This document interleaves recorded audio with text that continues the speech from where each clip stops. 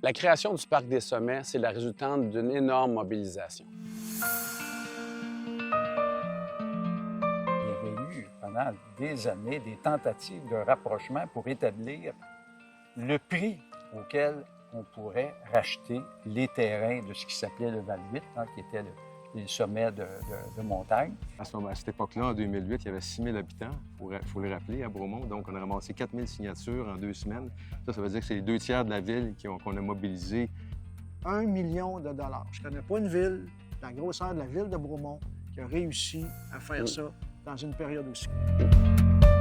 La première étape, c'était la mobilisation, la création de Protégeons Bromont. Louis est impliqué, tout ça. La deuxième étape, c'est là où René Cloutier est devenu deuxième président. Voilà. L'aspect de fiscalité, là, vraiment, René qui a tout fait ça. Puis la troisième étape, bien, à ce moment-là, moi, j'étais plus dans la communication, dans la mobilisation sur le terrain pour les subventions.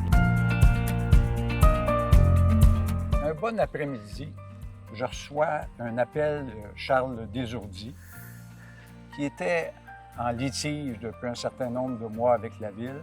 Et puis, on lui dit, écoute, si tu es d'accord, on va faire une médiation, pas les mois, mais on va faire une médiation éclair, 3 semaines. On n'avait jamais eu une offre ferme de Charles de vendre le terrain à un prix donné. Or ça, je dois dire modestement, c'est ce que Paul et moi, on a réussi à faire au terme de ces 3 semaines.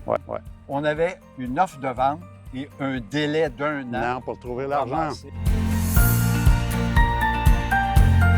Ils ont levé 500 000 en 2 semaines. Après ça, on a monté à 1 million à l'espace de 2 mois. On a défoncé le million qui était l'objectif. On a ramassé 1,1 million. Je pense que la Ville a bien réalisé que les citoyens, ils le voulaient, le parc. Très clairement. C'est là que ça a balancé, puis on est parti, on est allé chercher les subventions. Les citoyens y croient. Qui achètent la vision. Qui achètent la vision, puis à partir de là, on est capable de motiver. On est capable de déplacer les montagnes sans faire de jeu de mots. Sans les citoyens, on ne serait jamais arrivé.